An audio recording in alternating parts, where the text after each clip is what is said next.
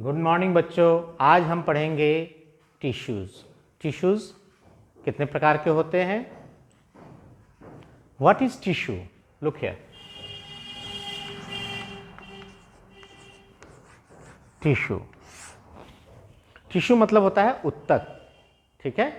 Tissues a group of sales having same function, same shape and same size and same origin, उसको हम कहते हैं tissue.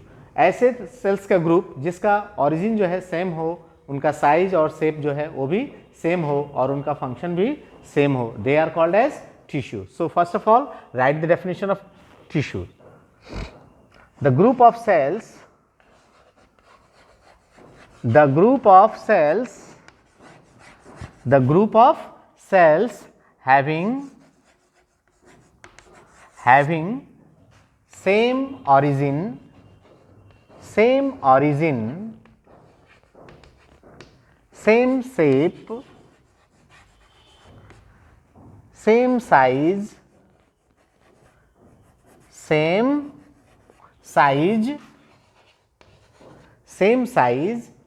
and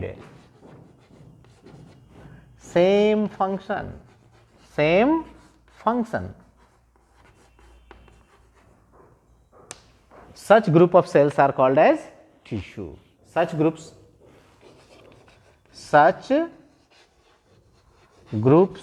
of cells are called as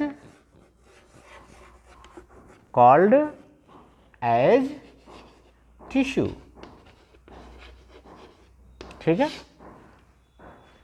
अभी तक हम लोग जो पढ़ रहे थे यूनिसेलुलर जो भी ऑर्गेनिज्म हो रहे थे, तो यूनिसेलुलर ऑर्गेनिज्म भी होते हैं, सारे फिजियोलॉजिकल प्रोसेस करते हैं वो, बट वो एक ही सेल है, एक ही सेल के अंदर वो सारा होता है। But for multi cellular body के लिए या जो मल्टी सेलुलर ऑर्गेनिज्म है उनके अंदर जो है लेबर डिवीजन होता है। हर कार्य को करने के लिए अलग अलग पार्ट्स होते हैं और वो स्पेसिफिक प्रोसेस, स्पेसिफिक वर्क करने के लिए उनमें स्पेशल फंक्शन डेवलप होते हैं और special shape and size develop होते हैं। जैसे कि लोकोमोटरी ऑर्गन है तो उसमें मस्कुलर सेल्स है, बोन टिश्यूज हैं, वो सबका अलग अलग स्ट्रक्चर एंड फंक्शन है, ठीक है। अब जैसे आई है तो आँख की जो देखने वाली कोशिकाएं हैं वो अलग ही ढंग से फंक्शन करती हैं। अब जो रेस्पिरेटरी ऑर्गन है तो रेस्पिरेटरी ऑर्गन की जो सेल्स होती हैं वो स्पेशल फंक्शन के लिए हैं, वो मेनली रेस्पिरेशन के लिए रिस्पॉन्सिबल हैं। जैसे ब्लड टिश्यूज हैं तो ब्लड सेल्स जो है उसका अलग ही फंक्शन है। तो हमारे बॉडी में अलग अलग प्रकार के टिश्यूज पाए जाते हैं, not only in our body, in case of plant body also, ठीक है। तो हर जगह, हर प्लांट में, हर एनिमल में स्पेशल वर्क करने के लिए स्पेशल टाइप ऑफ सेल्स जो होती हैं और उनके ही ग्रुप्स को कहते हैं टिश्यूज। उनका जो ओरिजिन होता है, उनका शेप और साइज जो होता है वो सब एक जैसा होता है, उनका फंक्शन भी एक जैसा होता है। तो पहले आप इसको लिखिए टिश्यूज, ठीक है। अब है टाइप ऑफ टिश्यू, ठीक है। टाइप ऑफ टिश्यूज, ठीक है। तो पहला हो गया प्लांट टिश्यूज,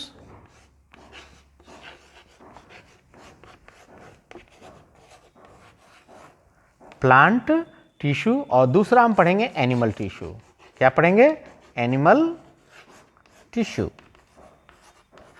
एनिमल टिश्यू, जो टिश्यू प्लांट बॉडी में पाए जाते हैं उनको हम प्लांट टिश्यूज के नाम से जानते हैं, और जो एनिमल में पाए जाते हैं उनको हम एनिमल टिश्यूज के नाम से जाने जाते हैं। इसको नोट कीजिए। अब हम डिटेल पढ़ेंगे प्लांट टिश्यूज के बारे में। बताऊं?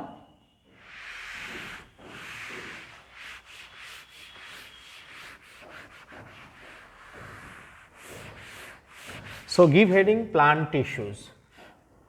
Give heading plant tissue. Clear? अब देखिए प्लांट टिश्यूज को क्लासिफाई फर्दर किया जाता है टू कैटेगरी में। First one is known as meristematic tissue, meristematic tissue, and second one is known as permanent tissue, Clear? So what is meristematic tissue? Meristematic tissue वो tissue होता है जो continuous divide करता रहता है माइटोटिकली। आपने mitosis पढ़ा होगा, तो माइटोसिस के द्वारा जो है ये हमेशा कंटिन्यूअस डिवाइड होता रहता है और सेल की ग्रोथ को बढ़ाता है। ठीक है, it is specially found at the tip of the branches, tip of the shoot system. जो भी प्लांट का जो शूट सिस्टम है उसके टिप पर पाया जाता है, उसके टॉप पोर्शन पर पाया जाता है। It is mainly responsible for the elongation of the stem और इलोंगेशन ऑफ द प्लांट। अब मेरिस्टेमेटिक टिश्यू भी कई तरह के होते हैं, डिपेंड करता है इनका लोकेशन कहाँ है। इनके लोकेशन के आधार पर इनको 3 कैटेगरी में क्लासिफाई किया जाता है। फर्स्ट वन इज, पहला है एपिकल मेरिस्टेम। पहला है apical meristem, apical meristem, apical meristem. Second one है lateral meristem, lateral meristem, clear. And third one is known as intercalary, intercalary meristem, intercalary meristem. ठीक है, अब देखिए एपिकल मेरिस्टेम क्या होता है। Apical meristem are those tissues which are found at the tip of the shoot system. कोई भी shoot system हो, चाहे लैटरल ब्रांच हो चाहे मेन ब्रांच हो, मेन स्टेम हो, उसके टिप पोर्शन यानी टॉप पोर्शन पर ये पाए जाते हैं एपिकल मेरिस्टेम। ठीक है, लैटरल मेरिस्टेम। लैटरल मेरिस्टेम्स जैसा नाम है, it is found laterally all around the stem. Stem के चारों ओर पाया जाता है, just below the apical tissues. Apical tissues के नीचे होल प्लांट बॉडी में ये प्रेजेंट रहता है lateral meristem. It is specially responsible for the thickness of the plant, width of the plant increased by the lateral meristem. ठीक है, ये भी कंटिन्यूअस डिवाइड करते हैं और प्लांट की मोटाई को बढ़ाते हैं। एपिकल मेरिस्टेम ये भी कंटिन्यूअस डिवाइड करते हैं, लेकिन ये केवल लंबाई को बढ़ाते हैं और ये मोटाई को बढ़ाते हैं। Clear. It is found at the top of the plant और top of the shoot system और tip of the shoot system, and it is laterally found. These lateral meristems are found by side just below the apical meristem. It is responsible for the growth of width of the plant. And third one is known as intercalary meristem. It is also known as axial. It is also known as axial meristem. Meristem, axial meristem. It is responsible for the growth of lateral branches in the plant body only due to intercalary meristem, which helps to grow in number of branches from the main plant body. ठीक है, या main stem से बहुत सारी शाखाएं निकलती हैं इन्हीं की सहायता से, इंटरकैलरी मेरिस्टेम से। यहाँ भी ये कंटिन्यूअस ग्रोथ होता है जिसके वजह से शाखाएं उनकी बड़ी होती हैं या हमेशा शाखाएं निकलती रहती हैं। ये स्पेशली कहाँ पाया जाता है? At the node of every stem, node पर ही ये स्पेशली प्रेजेंट रहते हैं। ठीक है, तो आपको समझ में आ गया होगा एपिकल मेरिस्टेम्स। आप इसको एक डायग्रामेटिकली भी समझना चाहेंगे तो आप समझ सकते हैं इस तरह से। सपोज कीजिए कि एपिकल मेरिस्टेम जो किसी प्लांट का जो टॉप पोर्शन है वहाँ पर ये पाए जाएंगे। ठीक है, ये एपिकल मेरिस्टेम हो गया। अब इसमें अगर ब्रांच निकल रहा है कोई अगर इस तरह से, तो यहाँ पर भी एपिकल मेरिस्टेम्स पाए जाएंगे। ठीक है, कोई डाउट? यहाँ पर ये पाए जाएंगे। ये सब क्या है? एपिकल मेरिस्टेम्स है। अब देखिए लैटरल मेरिस्टेम्स क्या होते हैं? साइड बाय साइड पाए जाते हैं। ये कहाँ पाए जाते हैं? साइड बाय साइड्स पाए जाते हैं। ये क्या है? लैटरल मेरिस्टेम है। तो आप यहाँ लिख सकते हैं लैटरल मेरिस्टेम, मेरिस्टेम, और इसे कह सकते हैं एपिकल मेरिस्टेम। क्या कह सकते हैं? Apical meristem. कोई डाउट? गुड। अब है intercalary. Third one is known as axial और intercalary meristems, specially are found at here. These are called as axial और इंटरकैलरी मेरिस्टेम। इंटरकैलरी मेरिस्टेम, ये भी इंटरकैलरी मेरिस्टेम है। याद रहेगा आपको, तो इसको नोट कर लीजिए। और ये लोकेशन है। ठीक है, ये एपिकल मेरिस्टेम, ये लंबाई को ग्रोथ कराने में हेल्प करता है। एपिकल मेरिस्टेम्स ये भी है, यहाँ पर भी है एपिकल मेरिस्टेम्स। तो these are responsible for the growth of length of the plant and lateral meristem responsible for the thickness of plant. Good. अब हम पढ़ेंगे permanent tissues. Permanent tissues erase करें।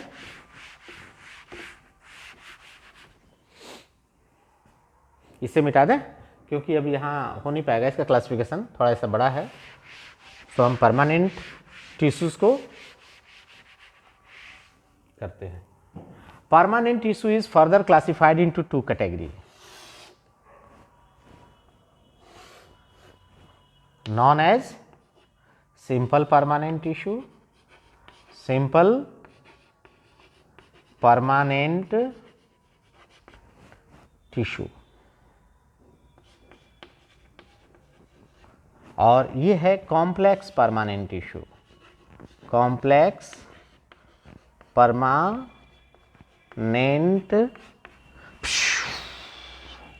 permanent tissues. Look here. Simple permanent tissue is further classified into three categories known as, first one is known as, yes tell me, first one is known as, nobody? Simple permanent tissue is classified into three categories. First one is known as parenchyma. Parenchyma. Second one is known as collenchyma. Collenchyma. And third one is known as sclerenchyma. Clear? Similarly, complex permanent tissue is further classified into four categories known as xylem, phloem, tracheids, trachid or vessels. Okay. Now look here. Permanent tissue is classified into two categories: simple permanent tissue, complex permanent tissue. Simple permanent tissue is further classified into three categories, three subcategories known as parenchyma, collenchyma and sclerenchyma. Similarly, complex permanent tissue is classified into four categories. First one is known as xylem, second one is phloem, third one is trachid and fourth one is vessel. All these complex permanent tissue is also known as vascular bundle or vascular tissue or conducting tissue. क्या conducting tissue के नाम से भी इसको जाना जाता है। ठीक है, इसे मिटा दें। अब एक एक के बारे में हम थोड़ा सा पढ़ते हैं, वन बाय वन इसका थोड़ा सा डिटेल में पढ़ेंगे।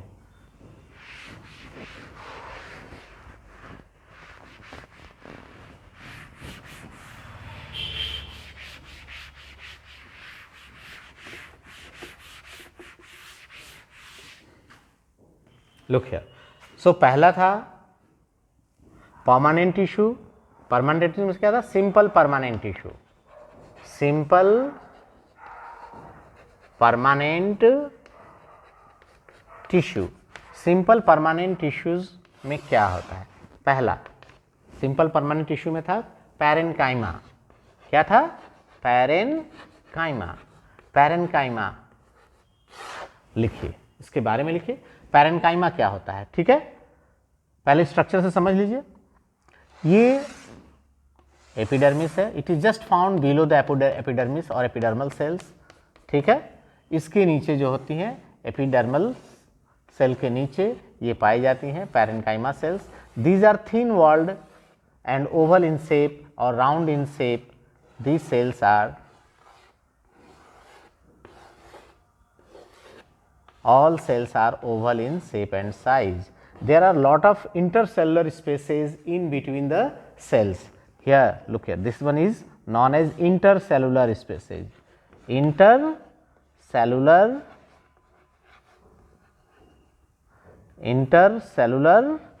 spaces. Clear? इंटरसेलुलर स्पेसेस क्या होते हैं? दो सेल्स के बीच में पाए जाने वाले खाली जगह को हम इंटरसेलुलर स्पेस कहते हैं। The space present between two cells are known as intercellular spaces. And here, cells are thin walled, thin cell wall, thin cell wall. इनके जो सेल वॉल होते हैं वो थिन होते हैं, काफ़ी पतले होते हैं, ठीक है। और ये जो सेल्स होते हैं एक दूसरे से फ्री होते हैं। क्या होते हैं? फ्री होते हैं, एक दूसरे से बंधे हुए नहीं होते हैं। ये इसका मेजर है। और पैरेन्काइमा जो सेल होती है इसका मेन फंक्शन है स्टोरेज। क्या है function? Storage. It is just found below the epidermis. These cells are made up of thin cell wall. They have lot of intercellular spaces between them.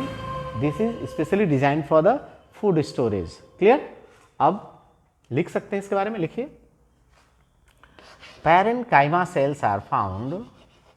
Parenchyma tissues are found, या cells भी लिख सकते हैं। Parenchyma cells are found just below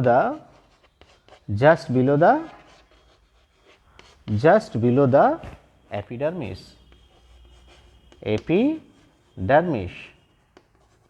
Cells are bounded by or covered by thin cell wall. Cells are bounded by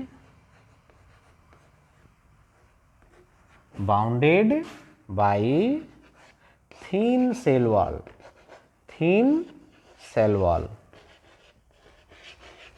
ठीक है। Cells are round or oval in shapes. Cells are round or oval in shape. Clear? Function of parenchyma cell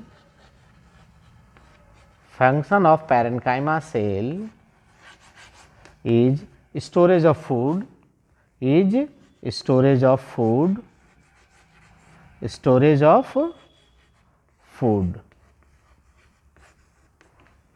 photosynthesis also, storage of food.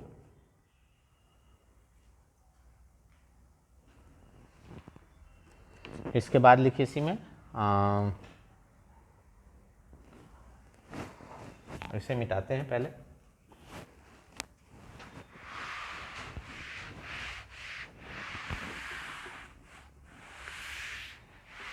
Storage of food, उसके बाद लिखिए food के बाद photosynthesis,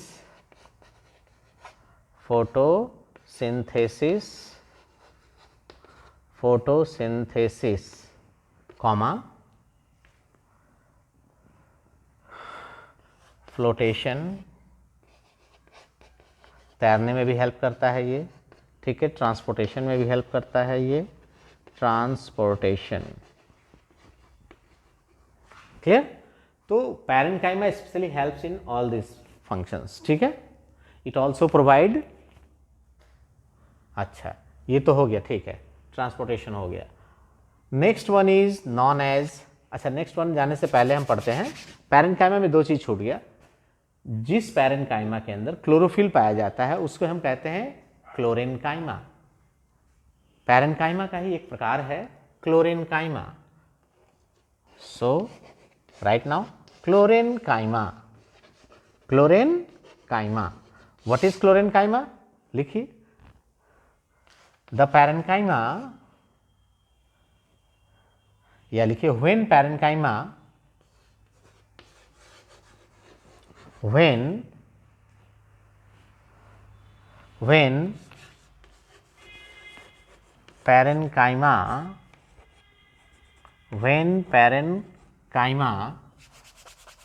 when parenchyma possesses chlorophyll and participate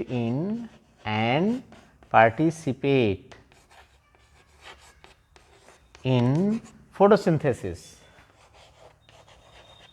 photosynthesis, participate in photosynthesis, then such parenchyma is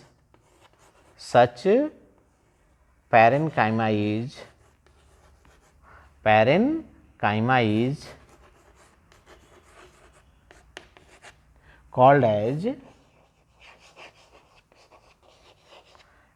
chlorenchyma. chlorenchyma इसका location क्या होता है? Mainly located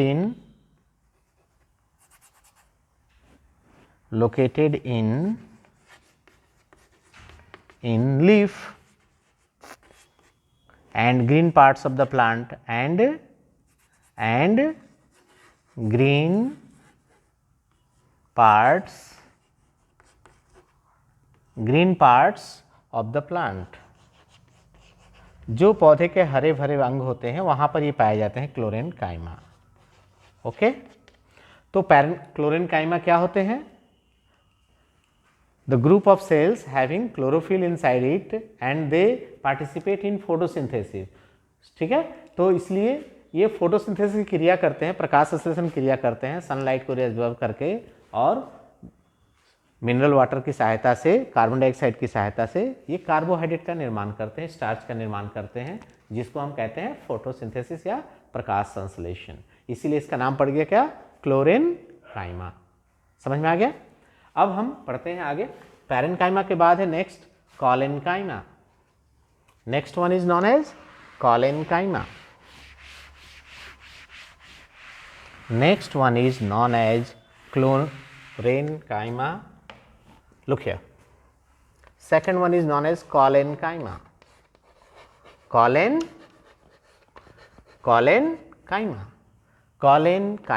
It is just found below the parenchyma. यहां से यहां तक क्या है? ये parenchyma था,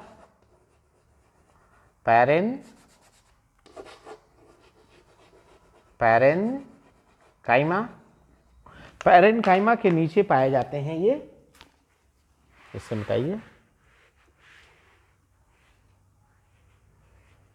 लुक हियर, अब इसके नीचे पाए जाते हैं क्या? Collenchyma. They have thick wall in comparison to parenchyma. Parenchyma के तुलना में कॉलेनकाइमा की जो वॉल होती है, सेल वॉल, वो थोड़ी थिक होती हैं और इनके बीच में जो इंटरसेलुलर स्पेसेज होते हैं वो थोड़ा कम पाए जाते हैं। क्लियर? गुड।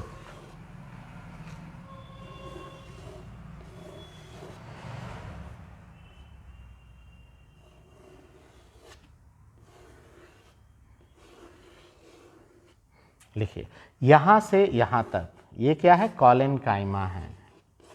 क्या है? This one is known as collenchyma. ठीक है, ये है थिक वॉल्ड है, ये इसकी जो सेल्स है, सेल वॉल जो है थिक वॉल्ड है। Thick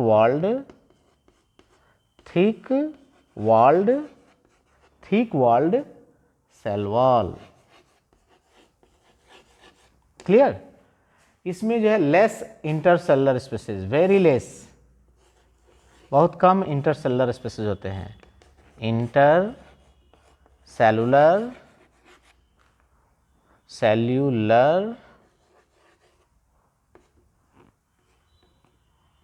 cellular spaces.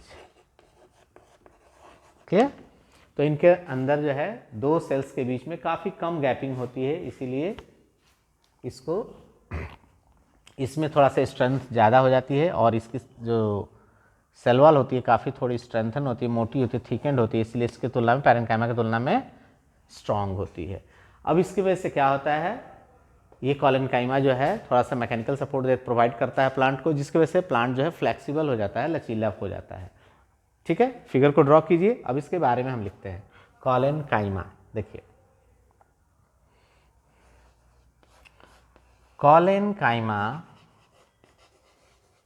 is found just below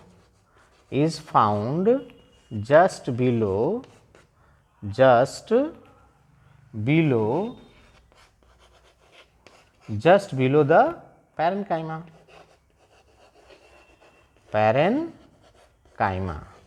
parenchyma के ठीक नीचे पाई जाती हैं, ठीक है, बिलो और जस्ट सेंटर द पैरेन्काइमा, ठीक है। देयर सेल्स, या लिखो they have less intercellular spaces, they have less intercellular spaces, clear. इसके बीच में काफ़ी कम इंटरसेलुलर स्पेसेज होते हैं। They have thick cell walled, they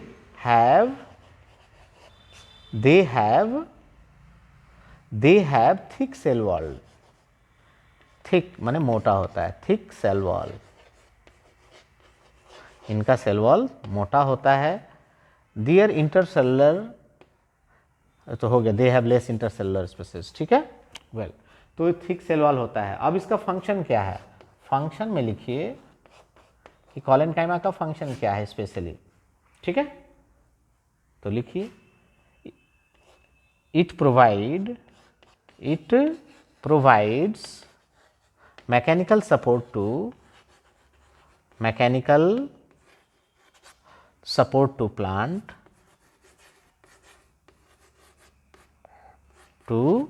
plant and gives flexibility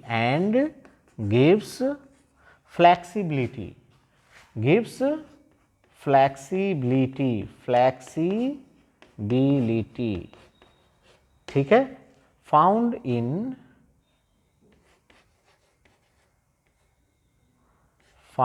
in leaf, petiole, stems etcetera. मतलब तना में भी पाया जाता है, पत्तियों में भी पाया जाता है और पेटियोल्स में स्पेशली पाए जाते हैं, जिसकी वजह से पत्तियां जो है लचीला होती हैं, हिलती डुलती रहती हैं लेकिन जल्दी गिरती नहीं है, ठीक है। Stalk of the leaf is known as petiole. तो कोलेनकाइमा आपको समझ में आ गया है। कोलेनकाइमा की वजह से ही पौधे जो है काफ़ी लचीले होते हैं, हवा तेज बहती है तो ये ऐसे ऐसे मुड़ते हैं, झूलते हैं लेकिन टूटते नहीं हैं, ठीक है। Next one is after collenchyma, third one is known as sclerenchyma. क्या, स्क्लेरेनकाइमा, नोट कर लीजिए इसको।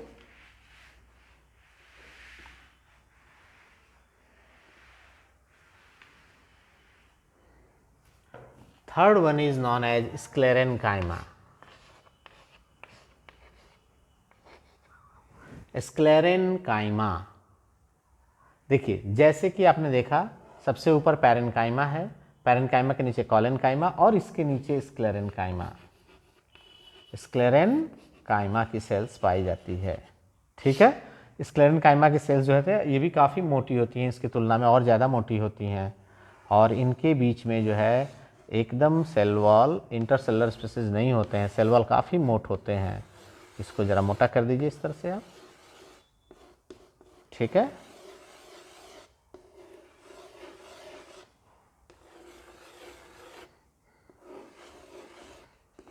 ठीक है, ये लिग्निफाइड होती हैं। एक्चुअली सेलुलर स्पेसेस तो होते ही हैं, लेकिन जैसे से सेल्स मैच्योर होती हैं इनके बीच में खाली स्थान में लिग्निन फिल्ड हो जाता है या भरता जाता है धीरे धीरे, ठीक है, जिसके वजह से ये जो है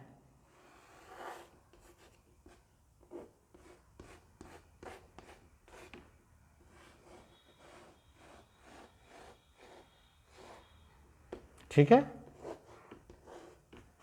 लुक है, ये हैं यहाँ से यहाँ तक, इसके नीचे भी पाई जाती हैं। ये है एंडोडर्मिस, ये क्या है, एंडोडर्मिस है। इसके अंदर भी जो सेल्स होती हैं इसी तरह से फिल्ड होती हैं और ये काफ़ी स्ट्रांग होती है, स्ट्रेंथ प्रोवाइड करती है प्लांट को। अब देखिए ये लिग्निफाइड सेल्स हैं, ये क्या है, लिग्निफाइड सेल्स हैं, लिग्निफाइड,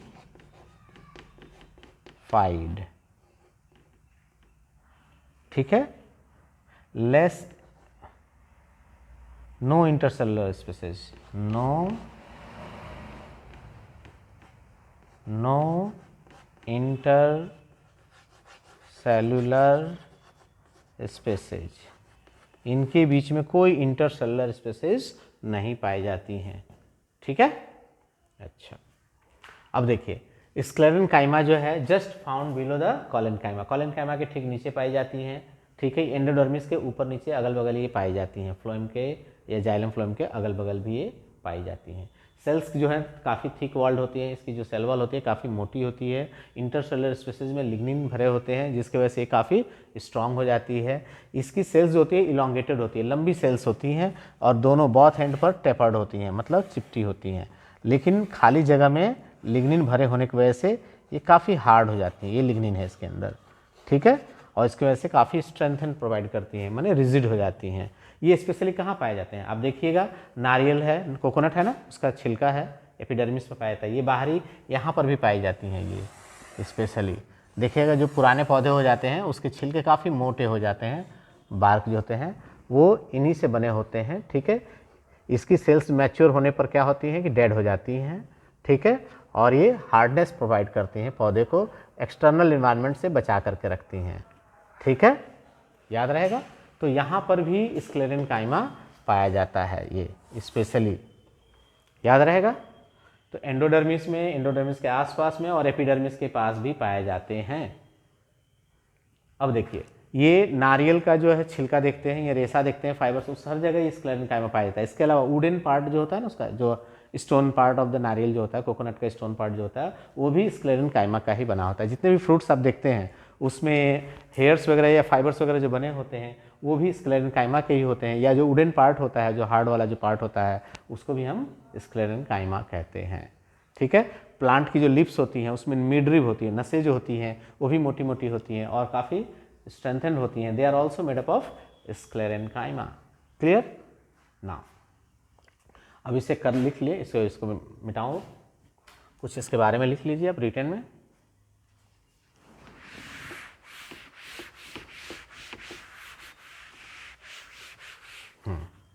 लिखिए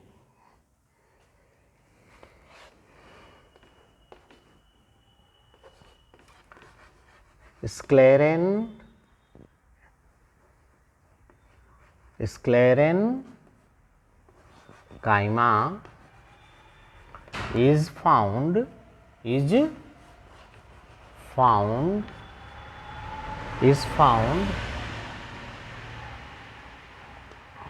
at the epidermis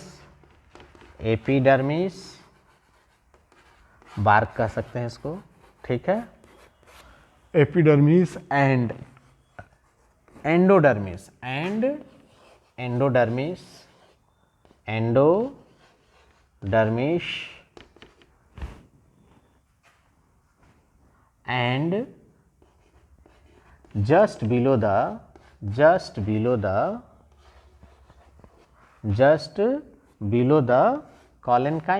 just below the collenchyma,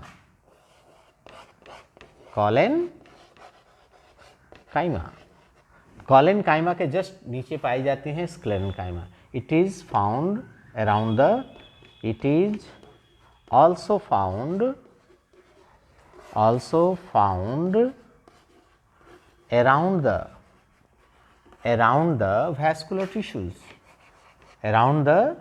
vascular tissues और जाइलम और फ्लोएम, ये जाइलम और फ्लोएम के आसपास भी पाए जाते हैं, जाइलम और फ्लोएम, PHLOEM। तो जाइलम और फ्लोएम के अगल बगल ये पाए जाते हैं स्क्लेरेनकाइमा सेल्स, ठीक है। अब देखिए स्ट्रक्चर में और क्या देखते हैं आप इसको, the intercellular species,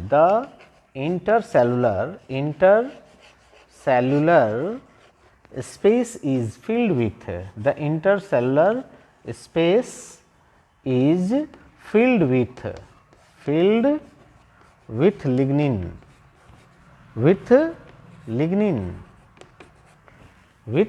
lignin, so they are called lignified,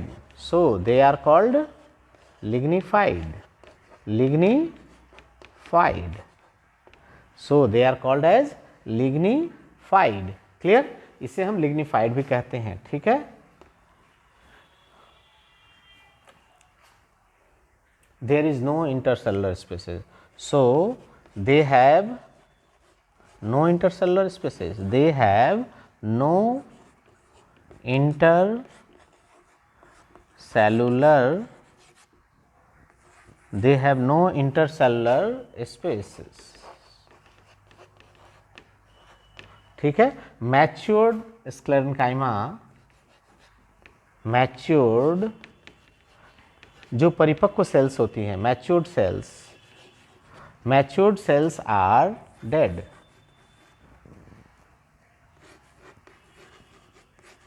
जो मैच्योर्ड हो जाती हैं वो डेड हो जाती हैं, ठीक है, are dead cells, dead. Clear? तो इस तरह से आपने लिख लिया structure of the sclerenchyma. Now write the function of the sclerenchyma. मिटाओ।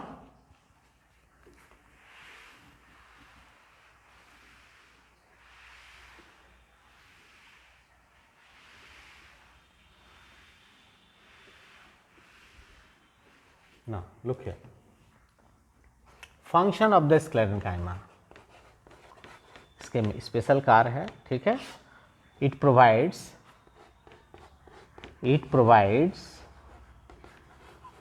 mechanical support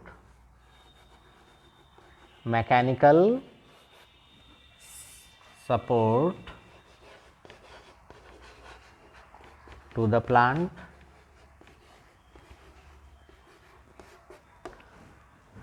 it protects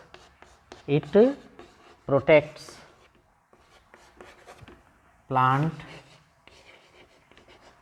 and its part, plants and its parts from the outer environment, या environment लिख सकते हैं, environment, harsh condition of environment, from the harsh, यहाँ लिख सकते हैं harsh condition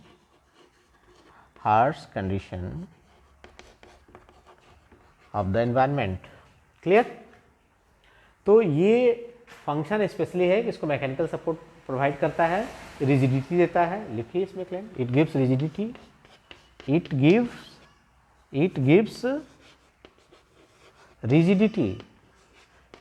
rigidity, ये इसकी रिजिडिटी देता है, ठीक है।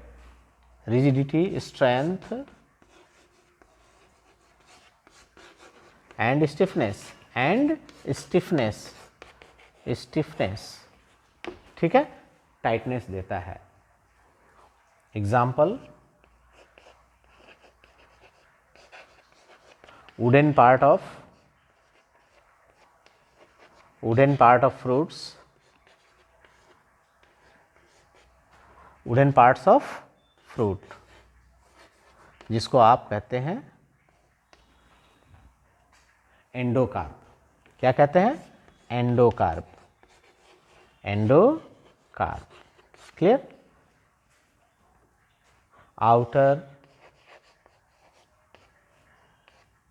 outer cover of coconut,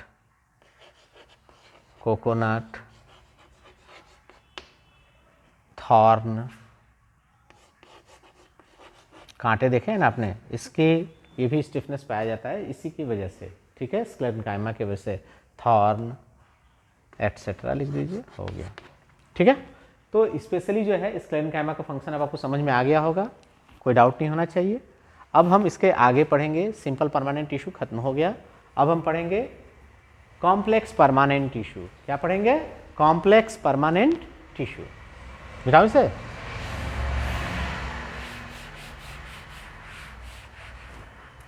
complex permanent tissue, look here, complex permanent tissue, ठीक है। कॉम्प्लेक्स परमानेंट टिश्यू लिखिए, इसके बारे में थोड़ा सा उसके बाद बताते हैं। लिखिए, they are also called as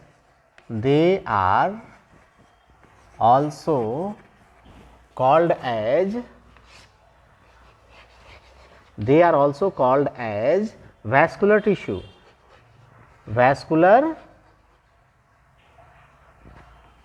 tissue और कंडक्टिंग टिश्यू, और conducting tissue, conducting tissue, they are also called as conducting tissue, full stop. अब कॉम्प्लेक्स टिश्यूज कितने प्रकार के होते हैं लिखिए, they are of four types, ये भी 4 प्रकार के होते हैं।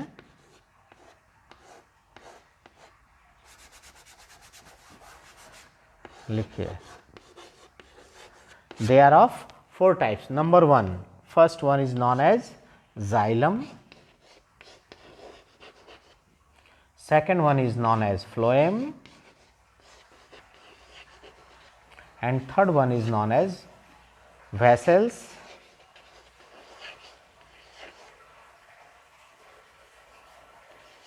ठीक है, and fourth one is known as tracheids,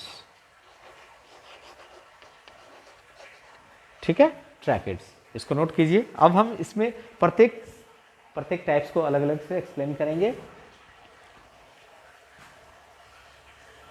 लिखिए, पहला है जाइलम। क्या? जाइलम। What is xylem? लिखिए, what is xylem? Xylem is a conducting tissue, xylem is a conducting tissue which helps in transportation of water and mineral salt from root to tip of the plant. So right, अच्छा इसका diagram भी बना लीजिए, diagram बनाइए पहले, फिर मिटाते हैं। Long long होते हैं इस तरह से ये, ठीक है।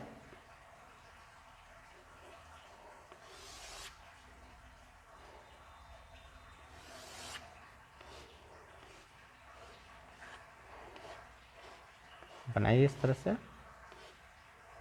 ठीक है। ये जाइलम, क्लियर, इस तरह से होते हैं जाइलम टिश्यूज, ठीक है। लिखिए, xylem parenchyma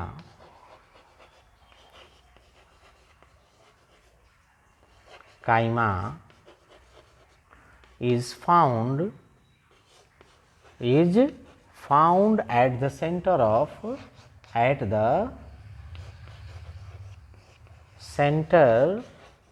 of the stem और रूट के बीचों बीच या स्टेम के बीचों बीच पाया जाता है जाइलम पैरेन्काइमा, ठीक है। लिखिए, लिखिए, matured cells are dead, matured xylem cells, लिखिए, xylem cells, matured xylem cells are dead, ये भी जो मैच्योर्ड हो जाती हैं वो डेड हो जाती हैं, अन्यथा बाकी ठीक है, फंक्शन करती रहती हैं। देखिए,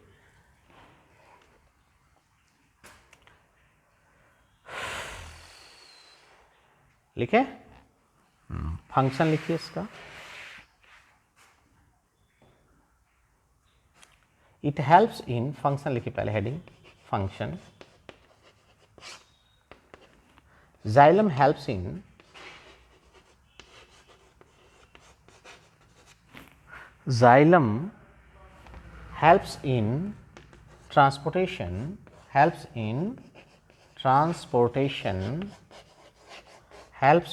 transportation of water, minerals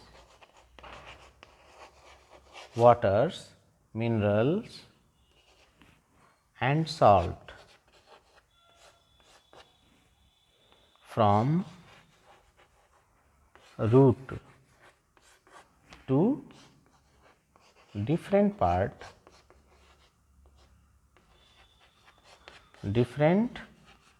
of the plant.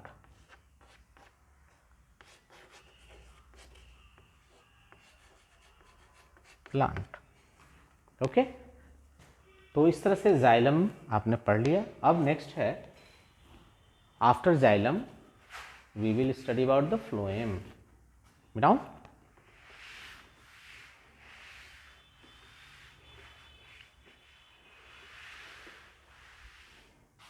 look here, phloem, second one is known as phloem, phloem, phloem parenchyma. It is also a kind of parenchyma, so you can write for phloem parenchyma. Look here, phloem parenchyma is made up of 5 types of cells.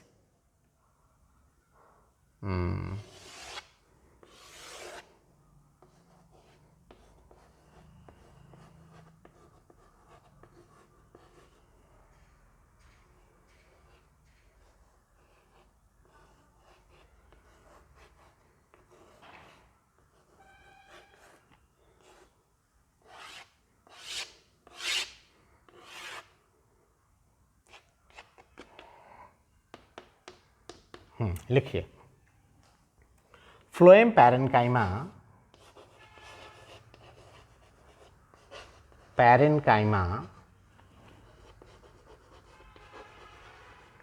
is found at the center of the plant, phloem parenchyma is found at the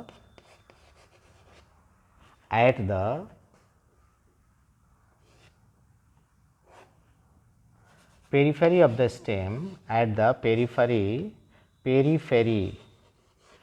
of the stem, or roots. It supply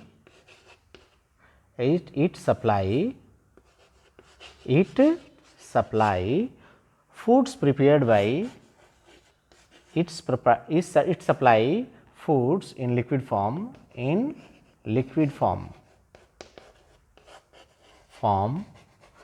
prepared by green leaves, prepared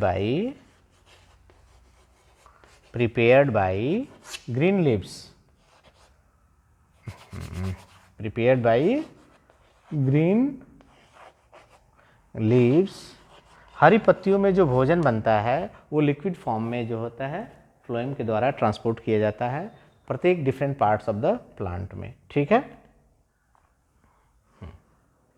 तो function जान गए। इसमें mostly जो phloem cells are of living cells होते हैं। लिखिए, phloem cells are living, phloem cells are living sales.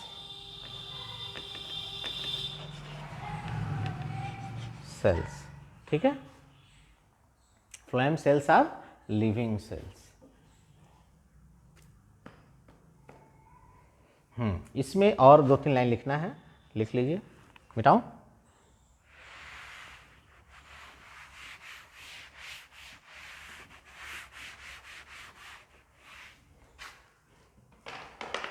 Phloem parenchyma is made up of companion cells,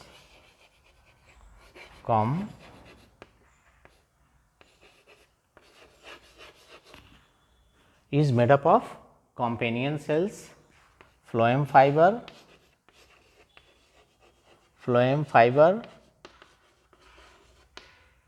sieve tubes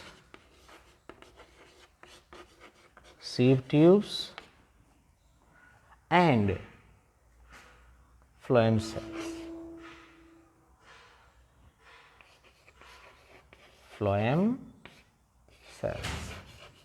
clear?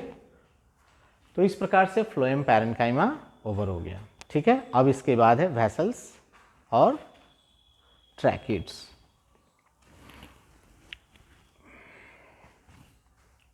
मिटाऊं?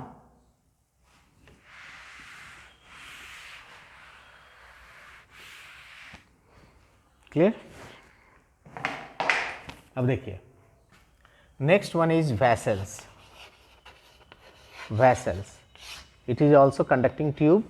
ठीक है, it is a tubular structure. इसका structure देखिए कुछ इस तरह से होता है, क्रॉस सेक्शंस में दिखा देते हैं।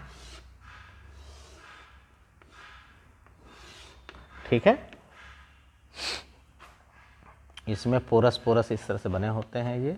ठीक है, which carry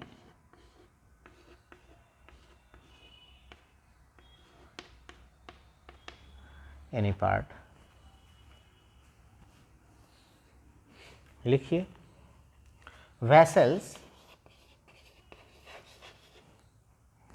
vessels are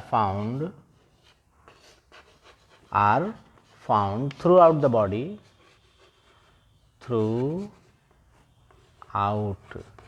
the plant body,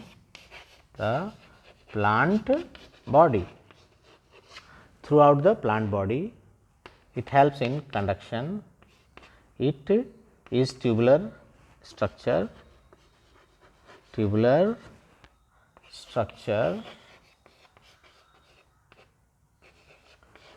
helps in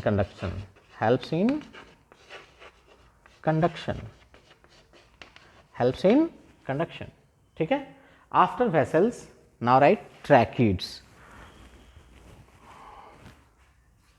Tracheid.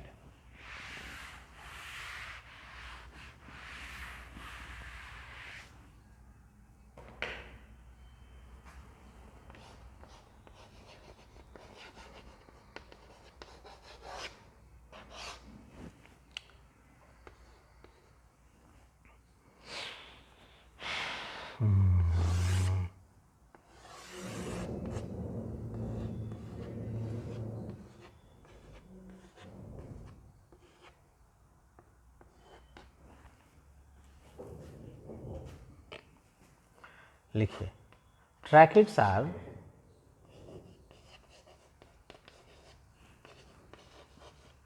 tubular structure,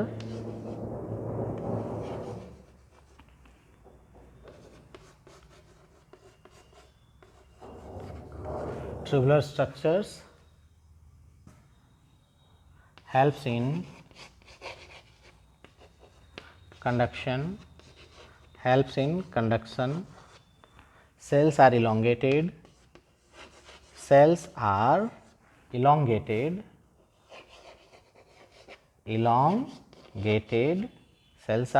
elongated and porous,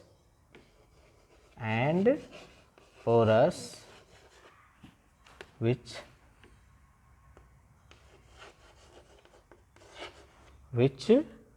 helps in absorption and conduction.